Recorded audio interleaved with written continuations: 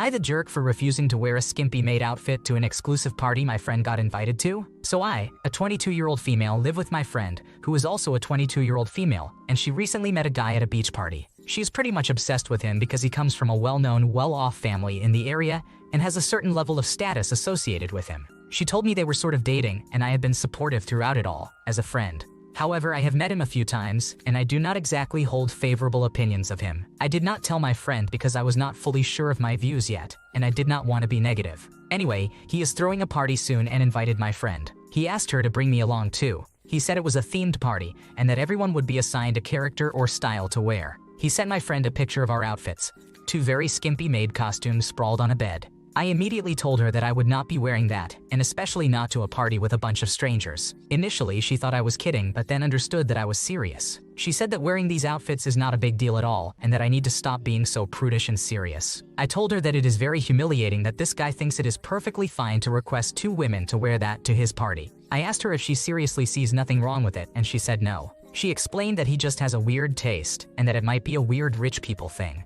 I told her again that I will not be wearing a skimpy maid costume. Not only is it embarrassing, but it is also especially disrespectful to me because I do not have any sort of meaningful relationship with the guy, and yet he thought it was appropriate to include me in this request. I told her that I would not be wearing the clothes, I would not be going to the party, and I would from now on avoid her new boyfriend altogether. We had a massive argument, and she said that I am lame, boring, and not a supportive friend. She said that instead of helping her, I am ruining everything and being a killjoy. When she told the guy that I was refusing to participate, he even asked her if getting paid for it would change my mind. That made it even worse. Apparently, he told her that I have the right attitude and that his friends would love to get to know me. This made no sense as I have been combative all this time. I was pretty upset and told my dad about the situation. The party is tomorrow night, and my friend decided to go alone, and she is not really talking to me right now. Am I the asshole, or is she? I feel strangely very guilty even though I am standing up for my boundaries. Am I the asshole?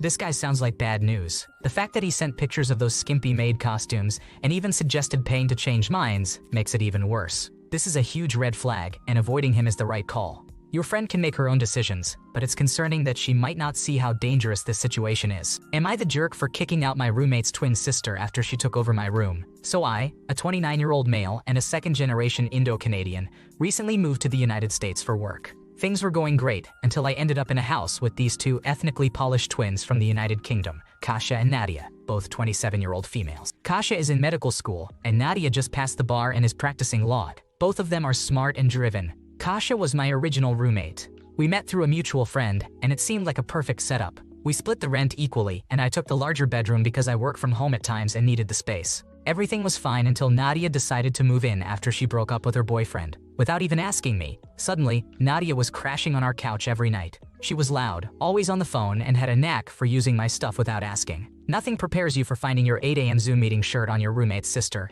while she is doing yoga in the living room. Kasia had to go on a 2-week clinical rotation in another city, and she told Nadia she could take over her room. Nadia decided that my room was better for her mental health because of the natural light and feng shui. She started moving her stuff into my room while I was at work. When I got home and saw this, I nearly lost it. My bed, my desk, and my PlayStation 5, all of it was shoved into the smaller bedroom, and Nadia had turned my room into her own little law office, yoga studio combo. Kasia, from wherever she was doing her rotation, thought this was all just a big misunderstanding and that we could sort it out when she got back. I told Nadia she had 24 hours to get out. When she did not budge, I started moving her stuff back into the living room. She flipped out, threatening to sue me for unlawful eviction, which I am pretty sure is not a thing when you are not even on the lease. The next morning she was gone, along with Kasia's expensive espresso machine, my favorite hoodie, and all the toilet paper in the house. Kasia is furious at me for mishandling the situation and says I've caused a rift between them. Nadia, now back at her ex's place, is telling everyone I am a person who discriminates against Eastern Europeans. So Reddit,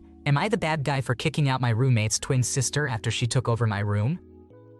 I think you are not in the wrong here. Nadia caused the rift by constantly overstepping boundaries and taking over private space without permission. Tell Kasia to return your hoodie and any toilet paper you purchased immediately, or you'll report the theft, including the expensive espresso machine, to the police. If they don't comply, take them to small claims court to recover your belongings. Am I the jerk for getting my neighbor's Airbnb guest's car towed? I have had many issues with Airbnbs in my neighborhood in the past. My house was hit by 20 bullets during a gunfight at a neighbor's Airbnb party earlier this year. Last night, the guests at the Airbnb next door were blocking our shared driveway. I went out and politely asked them to move their car. They responded rudely, saying, "Ain't got the keys." No, and then drove off in another car. I have tried reaching out to the Airbnb owner before, but she has not responded to me since May. Given her track record of ignoring my messages, I assumed she would not do anything this time either.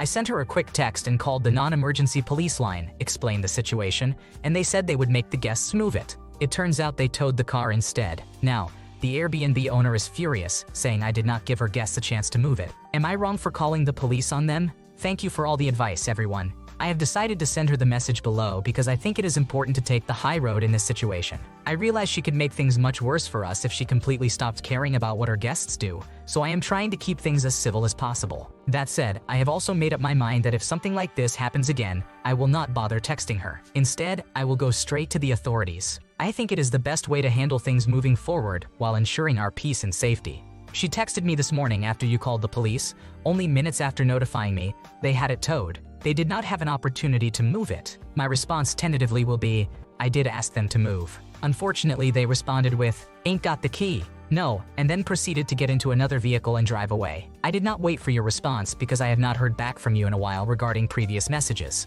I have sent 4 messages since May, and I did not receive a response to any of them. I'm sorry to hear that your guest's car was towed. I know how frustrating that can be. My only intention in calling the police was to have someone with more authority request that they move the car, as they had refused to do so when I asked. I never asked for the car to be towed and was quite surprised when I found out that it happened. You behaved properly. You gave them a chance to move it and even texted the owner, who didn't get back to you at the time. The non-emergency line was an option, and you took it, which was totally reasonable. Hopefully, the owner will be much more responsive in the future, and it might be worth suggesting that the listing include information that the driveway is shared. Am I the jerk for not using my inheritance? From my parents? For my husband's family? First time posting here. Am I the antagonist for not wanting to use my inheritance to pay for building my husband's sisters a home on our farm? My husband, who is 52 years old, and I, who am 50 years old, have been married for 31 years. We purchased his parents' farm several years ago and paid for it with a mortgage. We have since paid that mortgage off. We also built our forever home on the farm, and it is also paid for. We raise cattle on the farm. His family is always asking for help, his sisters specifically and a couple of his nephews. We took care of his father, mother, and sister with Down syndrome when nobody else in his family would take care of them. We were the only ones of his siblings who still had young children at home, but we felt that if we didn't take care of them, the state was going to step in and take them away. In my family, you take care of your family, so we took them in and never looked back. I think his family resented us for this and somehow feels like they are owed something because we own the family farm. For some reason, my husband thinks he has to take care of his other sisters, even though there is nothing wrong with them except they have low intelligence quotients. I have inherited a decent amount of money from my parents. My husband doesn't know the specifics and is upset that I won't disclose the amount. He doesn't have access to the account. He wants me to take some of the money and build a house on our farm for his sisters to live in so they won't have to pay rent anymore or live in apartments. He wants us to pay their property taxes and insurance because they won't be able to afford that, but they can pay their utilities. He doesn't want to charge them rent. Why should I use my inheritance, which my parents worked hard to earn and pass on to me, so that my husband's lazy sisters can sit in a brand new house on their family's farm and never have to pay property tax, insurance, or rent? I feel like this is my money, and I shouldn't have to spend it on his family. I want to put the majority of it in trust funds for our 2 children so I can pass it on to them. To be honest, I am seriously thinking about just taking my inheritance, getting a divorce, and living happily ever after. So, am I the antagonist? You are not the jerk.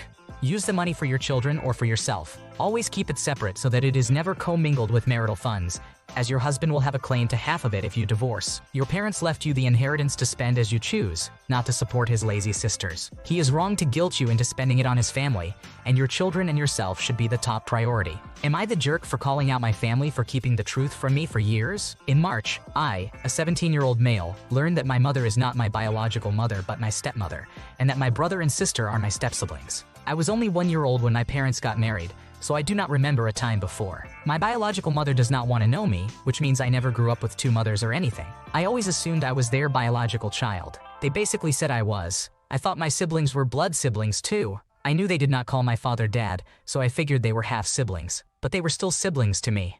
Growing up, I was confused about why they hated me. They would get so mad at me for talking to them or breathing near them. They used to fight to not sit next to me at dinner and fight over who would sit next to me in the car. They would say I was not their brother, but never answered why. The only answer I would get was that I was pathetic and gross. They would kick me out of the TV and game room because I was not allowed in there if they wanted to do something. I was so confused. I looked up to them and so badly wanted them to be like older siblings my friends had, or like my friends were with younger siblings. I cried about it. I asked my parents why. I asked grandparents and extended family why. Nobody ever told me the truth.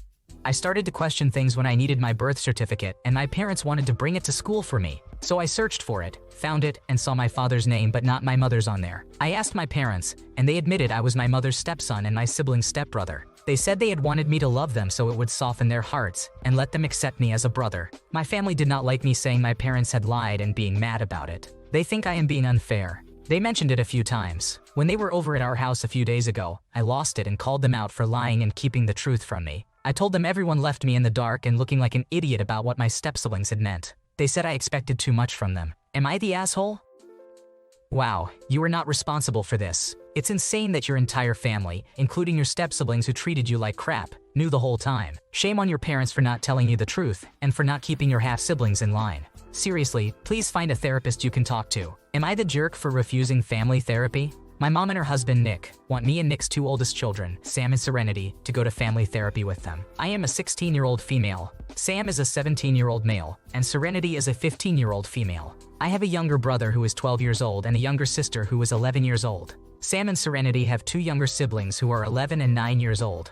My dad died and Nick's first wife died. When my mom and Nick got married 7 years ago, they tried to have each other adopt the children from the first marriage. Sam, Serenity, and I said no. We even went to court and separately talked to the judge about it. We said we did not want to be adopted. My mom was also denied a name change for me because of the lack of adoption. However, my brother and sister and Nick's younger children were adopted. My mom and Nick tried to talk us around. They tried to win us over to their side of things. Nick tried to bond with me as a dad, while my mom tried to bond with Sam and Serenity as a mom. We rejected them in those roles. Nick is fine, but he will never be my dad. I will never accept him or give him the same love and respect I have for my dad still, or that I had before he died. My dad was not perfect. It is not about my dad being some perfect person who can never have a flaw because he died, but he is my dad. I do not want another one. Nick could be the best person to ever exist, and I would not want him to adopt me. I have expressed this many times. My mom has told me how much it would mean to her if I gave him a chance to be more than just the guy she married. She said she would like to know he would raise me if something were to happen to her. Sam and Serenity feel the same way, or at least similarly, about my mom and their mom. We are getting older now, and nothing has changed. So my mom and Nick asked us to give family therapy a shot to see if we can't get everyone adopted before any of us turn 18 and leave the house. Sam and Serenity said no straight away. I did not answer but told my mom no in private. I told her I am not going to try and see Nick as my dad. I do not want to work on wanting him to adopt me. I do not want to hear that it does not replace my dad or is for security and think of inheritance or safety. I told her I will not go. My mom is upset that I am not willing to try. Nick asked me why I can't just attend some sessions and see if we can't end up on the same page. I told him I do not want to be on his page and he only wants me on his, not to see my side. Am I the antagonist? I think you are not in the wrong here. The way your mom and stepdad are using therapy seems coercive and not about genuine healing. If the sole purpose is to convince you to get adopted, it's just a professional trying to persuade you rather than actual therapy. They need to accept your feelings and stop pressuring you. Therapy should be about consent, and you shouldn't be put in a position where you're uncomfortable. Thanks for watching. When you subscribe, make sure to hit the bell to turn on notifications so you never miss a video. To finish listening to all the stories, check out the playlist in the description.